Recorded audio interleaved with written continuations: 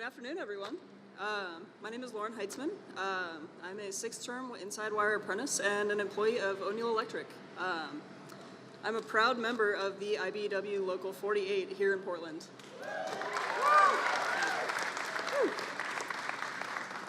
I've been honored to be a member of the community of workers transforming PDX, and I have marveled at the feats of modern engineering carefully reworking this space into a concourse of the future. They say this project, built with the help of federal infrastructure dollars, will fuel industries, tourism, and allow the region's economic engine to take flight. I see this airport as an opportunity to hone my craft alongside the best workers in the world.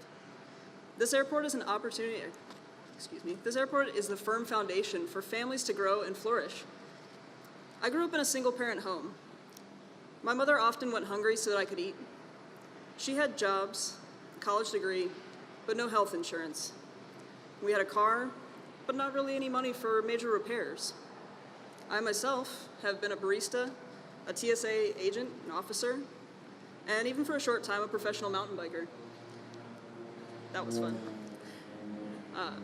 I could have taken one of a million paths. What drew me to Oregon is the wide open spaces. It was only by chance that I ended up an electrician. That's awesome. That chance has brought me to the IBEW. To me, not only is this project a symbol of modern advancement and ingenuity, it is the vehicle for the promise of a better life. This airport is a landmark. I will forever drive by and see it as a symbol of how far I've come. Projects like this change lives and keep Oregon moving forward. Today, I can buy new boots, or even the latest and greatest mountain bike. But more importantly, I have health care, I have a pension, and I have the security of good pay. And that extra income, I can take my mom grocery shopping whenever she wants. Yes.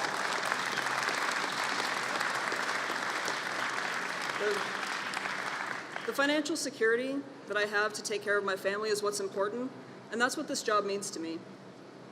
The bipartisan infrastructure law that passed last year is not just an investment in infrastructure. It is also an investment in good union jobs. It's an investment in good schools and strong communities. It's an investment in me and my union. The men and women of the IBEW, we're just getting started. Yes. We are ready to rebuild the I-5 bridge over the Columbia River and modernize the port marine terminals and upgrade the container cranes that are so essential to this region's commerce. And of course, finish this airport, making it a jewel of the Pacific Northwest. We are ready to build America back better, and we are so proud to have a president who understands that building America back better means building union.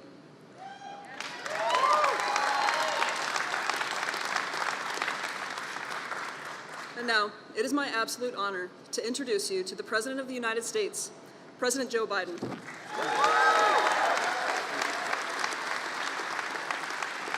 Please have a seat if you have one.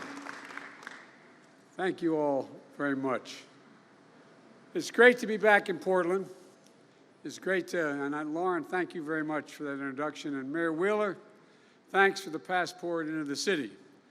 Being a mayor is the toughest job in American politics. They know where you live, and everything that affects them, they look to you for answers. Governor Brown, thank you for welcoming me back to Oregon. And Colonel, I want to thank you and the 142nd Wing of the Red Hawks of Oregon, the Air National Guard, for hosting us at the base today. We're making a lot of work for you. I understand that. I also want to thank Oregon's outstanding members of Congress. Ron Wyden. Ron has been a leader in the Senate fighting for clean energy and jobs for a long time. And now he's a chairman of a finance committee, which makes him the king of the Senate. Working to make sure that teachers and firefighters don't pay a higher tax than billionaires, which in many cases they do.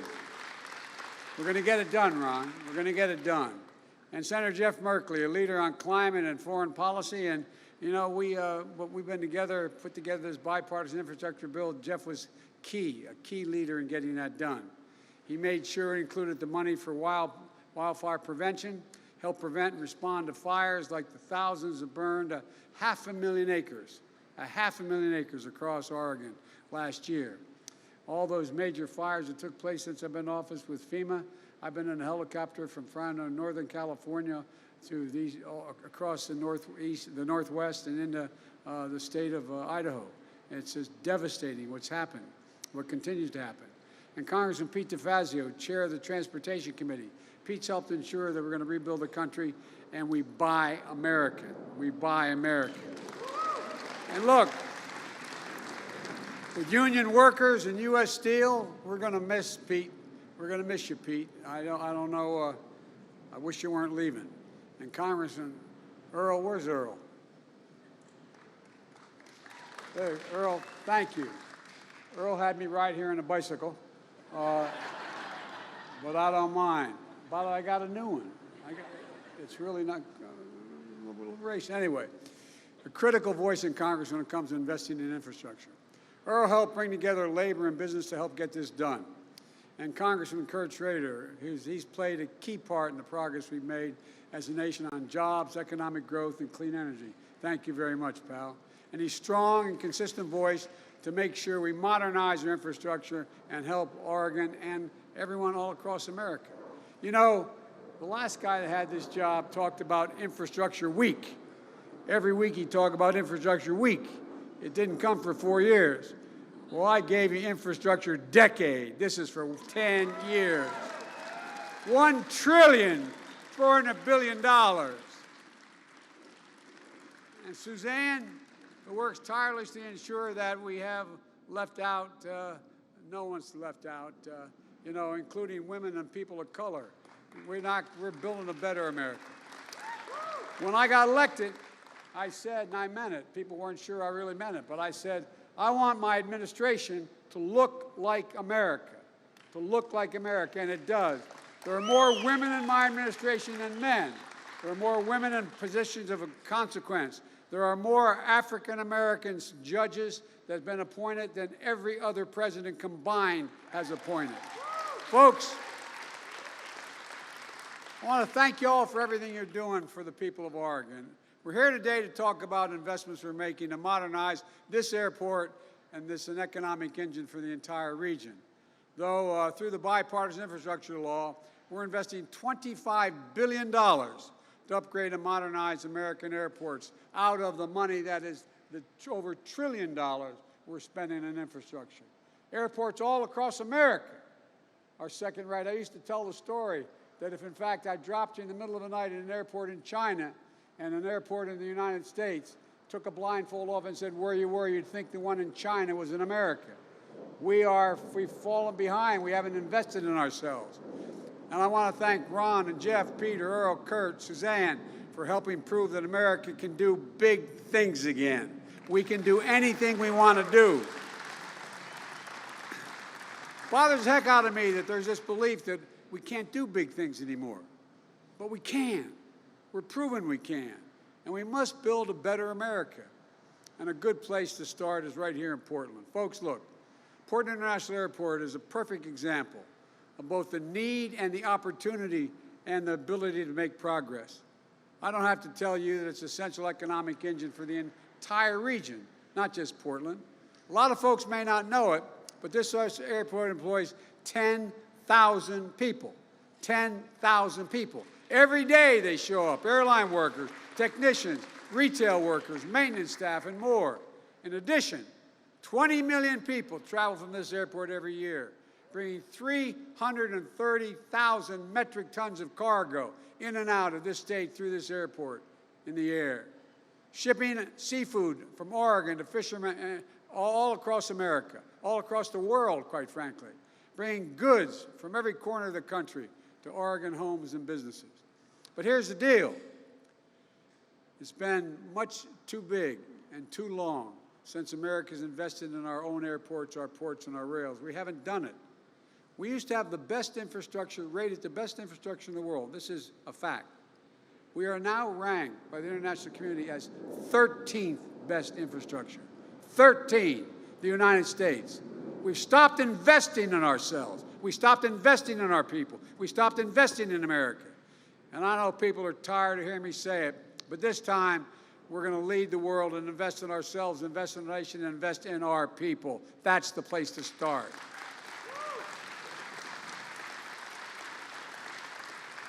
People kind of forget it. America invented modern aviation. But like I said, we've allowed our airports to lag far behind our competitors. I remember when I was vice president, I was flying into New York to make a speech, and I landed in New York in Air Force Two in LaGuardia Airport. As I was walking through the terminal to get out to the vehicles, there was a sign on an escalator going to one of the gates saying that out of order, fixed in 2 months. Not a joke. The United States of America, one of the leading cities in the world, and it had a sign saying the escalator to the gate would take 2 months to be fixed. At that time, I said it took the average person, dropped them off, as I said, in LaGuardia or anywhere else, they'd wonder where in God's name they were. But look, they'd probably think they weren't in America if they didn't know better.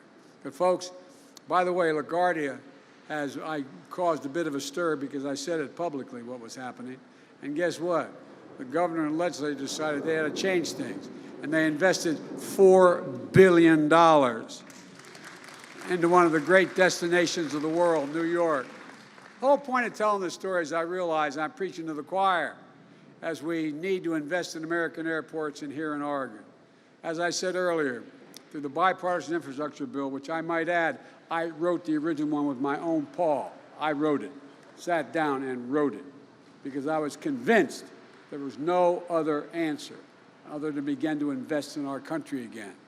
And we're investing $25 billion this year to modernize American airports all across this country and across this state, not just here. That includes $211 million this year in Oregon, $42 million being delivered this year alone, not just to modernize PDX, but for 50 additional airports across Oregon, because you've got more than one, as you all know. And that's in addition to the $20 million we invested in PDX last year. Look, here's just some of what this investment will do. First, thanks to Ron Wyden and Jeff Merkley and Earl, excuse me. I know. You can call me Bidden, Joe Bidden. Helping deliver a more resilient, state-of-the-art runway. You know, I don't have to tell you, anyone here in Oregon, it sits on a major earthquake zone. And in fact, you had a 0.4 magnitude earthquake strike not far from here just 2 days ago. Imagine what would happen if that earthquake struck closer to the airport. It wouldn't just threaten lives, it would threaten to shut down the local economy for a heck of a lot longer than 2 months it takes to fix an escalator. Folks, but your senators and congressmen are looking out for you. They fought to dedicate $3.75 million in the last month's omnibus bill to build a resilient runway here at PDX. The project is being modeled on the engineering of an airport that I happened to visit in Japan that remained operational in the face of a devastating earthquake and tsunami in 2011, successfully evacuating families and moving life-saving supplies because their runway was resilient. It was built resilient in the first place. Best of all, extensive research shows that every dollar we invest in our resilience of your runway will save $50 down the road by keeping this airport operational, safe, and efficient. But that's not all we're doing. You're in the midst of a $2 billion renovation to build a cutting-edge main terminal. I just saw an incredible components of that terminal being constructed. 392,000 square feet of roof being built out of what's known as mass timber, advanced engineering, wood design that you're pioneering right here in Oregon. And it won't just stay in Oregon. Almost every single piece of wood being used was substantially harvested from local forests. You can point to any beam, and the folks building it can tell you where it came from. Best of all, this project will support more than 1,250 good-paying jobs constructing the terminal. Over 95% of the construction is being done by union workers. Union.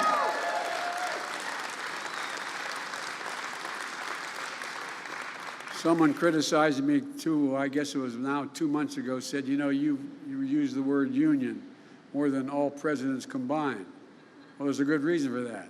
They're the best workers in the world. There's a reason why it makes sense to have a union worker. They train like it's like going to college to get that apprenticeship, not a joke. And in addition to that, they get it done on time and with the best possible results you can get. We already nearly have 280 contracts amounting to $80 million have gone out to small businesses that are minority-owned and women-owned and veteran-owned, lifting up the economy for everyone. And this is just the start. Because of the infrastructure law, we're going to see modern baggage claim area, improved taxiways, and yes, better escalators. And, you know, the investment all across Oregon is going to continue. Like was mentioned earlier by Coos Bay, you know, we've delivered nearly $33 million in January to modernize the main jetty, making it safer and more efficient for ships, boaters, and fishermen. And improving the capacity of that port is something Ron Wyden and Pete DeFazio in particular have been fighting for a long time. All across Oregon, we're sending the message. These ports and airports are open for more business. And we're sending the same message about your roads and your bridges. Right now, there are nearly 400 bridges and about 1,300 miles of highway in poor condition just here in Oregon. It's estimated that driving on those roads that need repair cost Oregon drivers an extra $256 a year in gas, repairs, and longer commute times. That's a $256 hidden tax on Oregon drivers. And thanks to the infrastructure law, we're making the most significant investment to modernize roads and bridges in the last 7 years since Eisenhower's interstate highway system. This year alone, we're delivering $662 million to fix roads and bridges in Oregon, plus an additional $53 million in dedicated funding for bridges. We're also going to start replacing 100% of the lead pipes and water lines that go into homes and schools in this country. You've got an estimated 14,000 lead service lines here in Oregon. Because of the infrastructure law, we're getting rid of the poisonous pipes and delivering $92 million to Oregon this year to provide clean and safe water. Because every American, every child, should be able to turn on a faucet, drink water that's clean, and also create thousands of good-paying jobs for plumbers and pipe fitters in the process. Folks, Ron and Jeff and Earl and Kurt and Suzanne, we all share a core belief that high-speed internet is essential to success in the 21st century. But today, more than 1 in 10 Oregon households don't have high-speed internet. And this law delivers $100 million to Oregon to make high-speed internet affordable and available everywhere in the state, urban, suburban, and rural, creating jobs for union technicians laying down those broadband lines. Never again should a parent have to sit in their car, drive to McDonald's parking lot, sit there with their child to get online so they can do their homework, which was happening during the pandemic. The law also builds up our resilience to extreme weather. Over the last decade, extreme weather has cost the state of Oregon at least $5 billion in damages. $5 billion. Our infrastructure law upgrades modernizing and strengthening transmission lines, helping communities to deal with floods, droughts, wildfires that are only coming with more frequency and ferocity. Folks, there's so much more in this law. We made a lot of progress, and the fact is we have an incredible opportunity ahead of us. But we also know that families are still struggling with higher prices. I grew up in a family where when the price of gasoline went up, it was a conversation at the kitchen table because it made a difference to my dad. We felt it. Let's be absolutely clear about why our prices are high now. 2 reasons.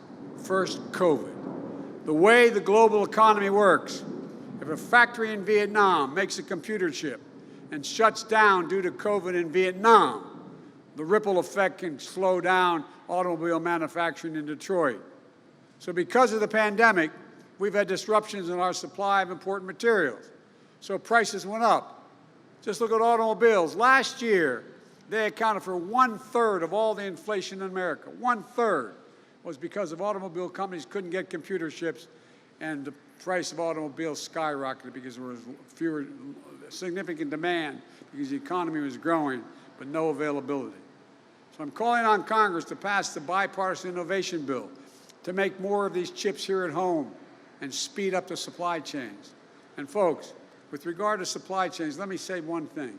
There's a little outfit called Intel. the chairman of the board of Intel asked me to come and see me in Washington. And he said he wanted to invest $20 billion in a computer chip factory he was going to build just outside of Cleveland. $20 billion. He was going to create thousands of jobs building the facility and thousands of jobs running the facility. Average wage, once the facility was built, $132,000. This is, and now if you guys pass and get me that other bill on my desk, he's prepared to invest another $100 billion, $100 billion in that same facility. And when everybody forgets, we invented the damn thing. We invented the computer chip, not a joke. And all the progress, all the change has come from American technology. We don't make them anymore, basically. But now we're changing that. The second big reason for inflation is gas prices. And it's Vladimir Putin's gas price increase. Putin's invasion of Ukraine has driven up gas prices and food prices all around the world. We saw that in the most recent inflation data. Last month, 70% of the increase in inflation was a consequence of Putin's price hike because of the impact on gas and energy prices. And doing everything I can to bring down the price to address Putin's price hike. That's why I authorized the release of 1 million barrels per day for the next 6 months from our Strategic Petroleum Reserve. And I worked with oil producers to ramp up production. I coordinated the release with our partners all around the world because I spent a lot of time with them. And they agreed, over 30 countries agreed to release 60 million additional barrels over the same period for another 240 million barrels over the next 6 months. The largest collective reserve release in history. Nations coming together to help deny ability to Putin to weaponize his energy resources against American families and families in Europe and around the world. And Americans should be seeing some savings, which are already seen in the price of gas coming down. But we need to do something else. We need to get off this roller coaster of relying on oil. We need to declare America's energy independence. We need to accelerate our path to clean, renewable energy that includes adoption of adaptation of electric vehicles like cars, trains, school buses, and transit. We found new battery technology that is just amazing. Beyond gas prices, I've called on Congress to move immediately to lower the cost of families' utility bills, prescription drug costs, while lowering the deficit and reducing inflationary pressures. Folks, give you one example. There's over 200,000 children in America with type 1 diabetes. They need that vial of insulin all the time. If they don't get it, you know what the average cost for that is nationwide? $647. That's how much it costs them a month.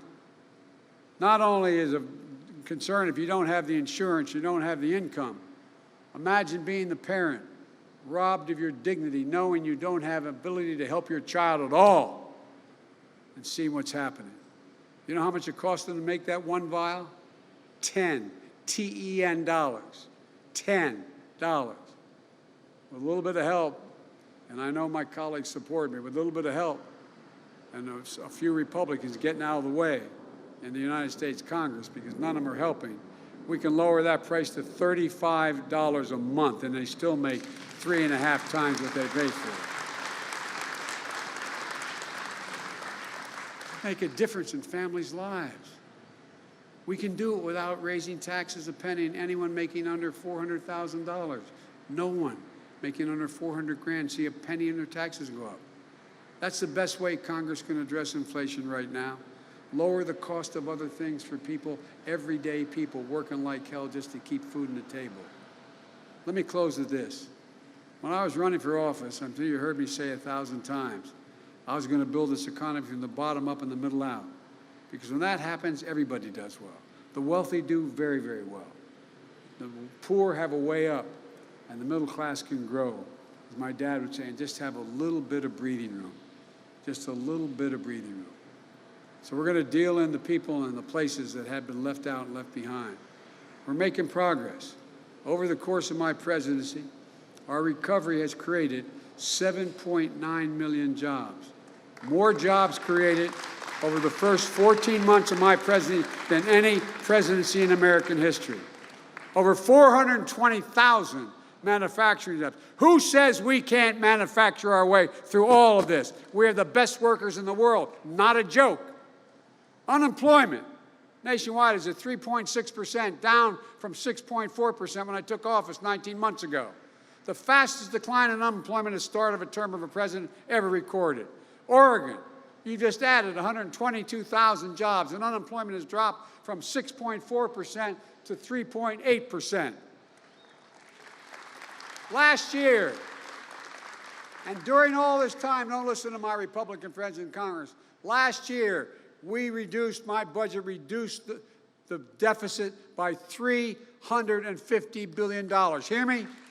We didn't increase the deficit a penny. We reduced it by $350 billion. And the budget I submitted, we're on our way to getting done this year in 2022. We're on track to reduce the deficit by more than $1.3 trillion. $1.3 trillion. The largest one-year reduction of deficit in American history. It's particularly important now as we work to reduce the pressure on inflation. Oregon and America have gone from being on the mend to being on the move. We just got to get the hell out of our own way.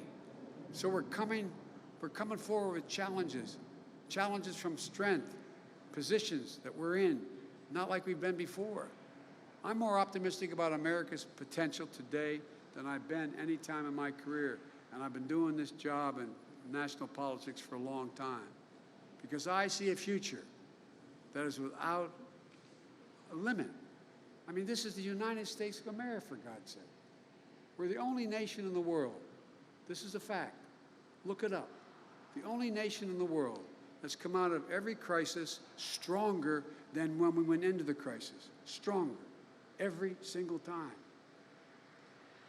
I was with Xi Jinping. I've traveled with 17,000 miles with him and spent more time with any other world leader over a total of, I think, and we're up to 90-some hours of talking or meeting together over the last 6-7 years. And we were in the foothills of the Tibet, and he asked me, he said, I had a translator and he had a simultaneous translator. And he said, can you define America for me? This is a true story. He repeats it. I said, yeah, I can, in one word. And he looked at me. I said, what do you mean in one word? I said, possibilities. Anything's possible in America. Anything's possible. And that's what we're going to do today. Do what we are capable of doing. Stop feeling sorry for ourselves. Get the hell up and take this country back in a way that we lead the world again, because we can do it. We're on the way to doing it. And with the help of your delegation, we're going to get it done. I mean it. There's nothing beyond our capacity. God bless you all, and may God protect our troops. Thank you, thank you, thank you. Appreciate it.